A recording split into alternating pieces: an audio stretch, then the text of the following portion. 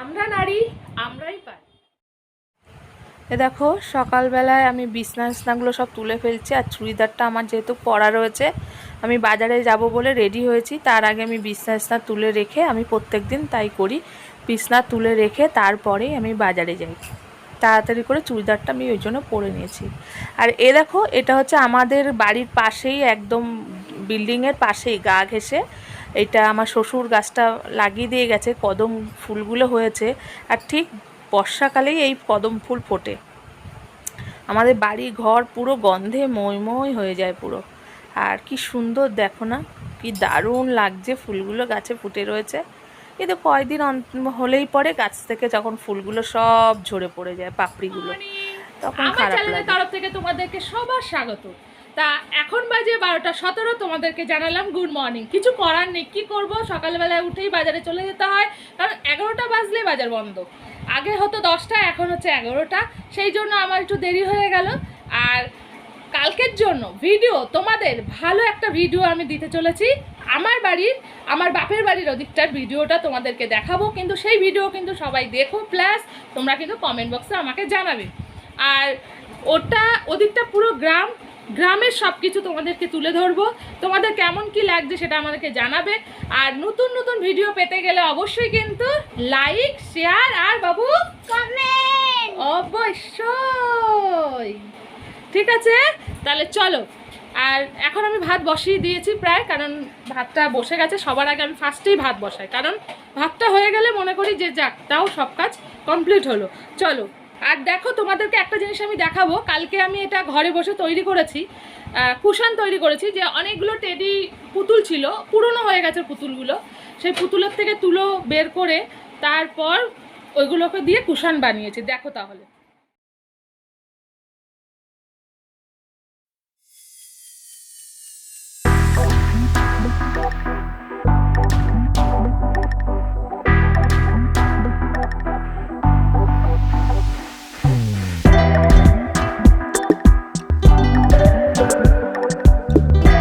অনেকটা নিশ্চিন্ত হয়।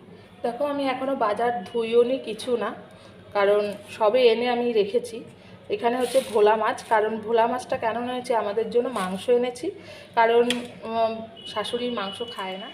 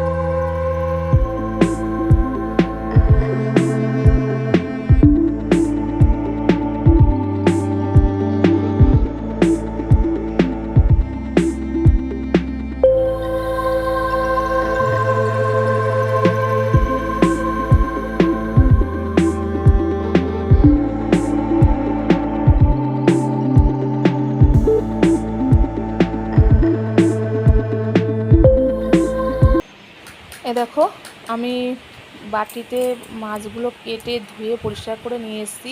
আর তোমাদেরকে বলেছি যে আমাদের তো মাংস এসছে, সেই জন্য শাশুড়ি মার জন্য আলাদাভাবে মাছ এনেছি। কারণ শাশুড়ি মা মাংস খায়ও না, পেঁয়াজ রসুন খায় না, সে মাছটা খায়। তাই দেখো, আমি ওর মধ্যে সর্ষে বেটে, ধনেপাতা কুচি, তারপরে হচ্ছে সর্ষের তেল, হলুদ, নুন আর কাঁচা লঙ্কা বাটাটা আগেই আমি নিয়েছি। এবার আমি সব কিছু একসাথে করে এবার মাখাবো। আর এটা মাখিয়ে এবার আমি কড়াইতে একটু তেল দেবো, দিয়ে মাছ কটা আমি এইভাবে একবারে বসিয়ে দেবো। এটা আমি ভাপা টাপা করলে না, আমি এইভাবেই করি। যেমন চিংড়ি মাছ ভাপা, ইলিশ মাছ ভাপা যেরকম হয়, ঠিক সেইভাবেই আমি ভোলা মাছের ভাপাটাও এইভাবে করি। খেতে কিন্তু দারুণ লাগে, ভালোই লাগে, খারাপ কিছুই লাগে না। দেখো, আমার মাছটা প্রায় হয়ে এসছে, কিন্তু আমি একটুখানি গালে দিয়ে দেখেছি, যে মুখে দিয়ে দেখেছি যে এরকম ঝালটা একটু কম হয়েছে, সেই জন্য আমি আর একটু ঝাল লঙ্কার বাটা দিয়েছি। আর দেখো, আলু ভাজা হয়ে গেছে, এখন পেঁয়াজগুলো দেব। আর পেঁয়াজগুলো দিয়ে যেরকম চিকেন হয় নর্মাল সেরকমই আমি চিকেনটা করছি। পেঁয়াজগুলো ভাজা হয়ে গেছে। আর রসুনটা আমি না সবসময় কড়াইতে আগে একটুখানি টেলে নিই, কারণ একটা রসুনের যেটা গন্ধ না, সেটা আমি আগে কড়াইতে ফার্স্টেই রসুনটা দিই, তারপরে মাংসগুলো আমি দিই। তা আমার মাংসগুলো কষানো হয়ে গেলে তারপরে গরম জল, আমি রান্নার সময় গরম জলই ইউজ করি, সব রান্নায় না, মাংস মাছের ঝোলে টোলে দিতে গেলে তখন একটু গরম জল করে নিয়ে আমি গরম জলই ইউজ করি। আর কাশ্মীরি লঙ্কার গুঁড়ো আর শুকনো লঙ্কার গুঁড়ো এগুলো তো দিতেই লাগে মাংস। দেখো রান্না বান্না হয়ে গেছে, দুপুরে খাওয়া দাওয়া হয়ে গেছে। আর তোমাদের ওই মাংসটা আমি আর পরে আর কিছু দেখালাম না, কারণ তারপরে আমি কষানোর পরে আমি জলটা দিয়ে দিয়েছি। খাওয়া দাওয়ার পরে না আর ইচ্ছা করছিল না ঘরটা মুছতে, যেহেতু আজকে বৃহস্পতিবার অম্বুবাচী লেগে গেছে, ওই জন্য আমার ঘরটা মুছতেই হবে, না হলে হবে না। আর দেখো আমি চা খেতেও বসে গেছি, বিকালে চা করেছি, সেই চা খেতেও বসে গেছি।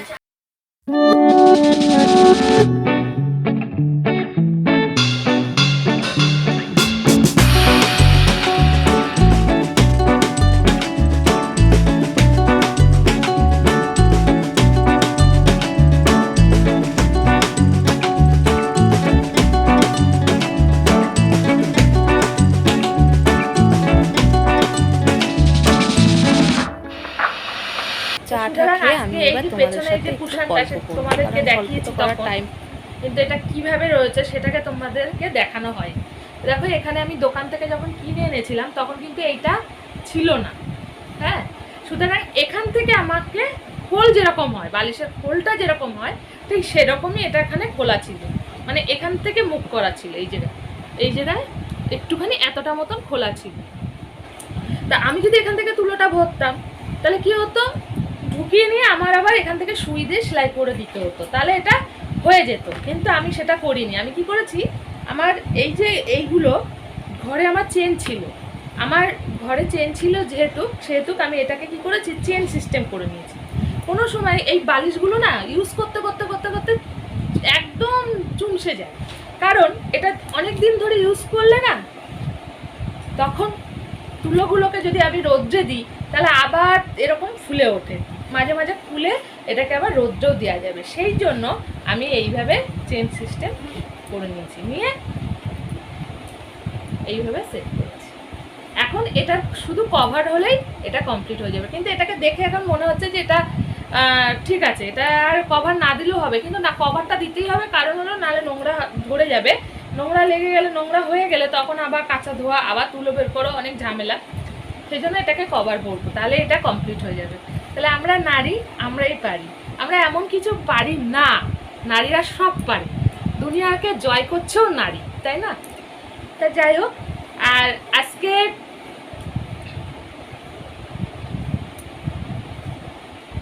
রান্নাটা করতে করতে হাওয়া হয়ে গেছিলাম, কারণ রান্নাটা ওই পর্যন্ত দেখিয়েছি, কারণ চিকেনের কোনো স্পেশাল কিছু আমি যেহেতু করিনি সেহেতু আমি আর কিছু আর দেখালাম না। তারপরে ওটাকে কষানোর পরে আমি তো জল দিয়েই দিয়েছি, সেটা আর দেখানো হয়নি তোমাদেরকে।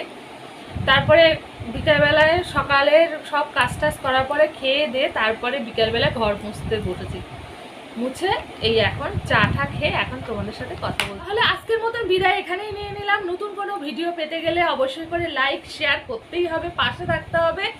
আর তাহলে টাটা, ততক্ষণ তোমরা ভালো থেকো, সুস্থ।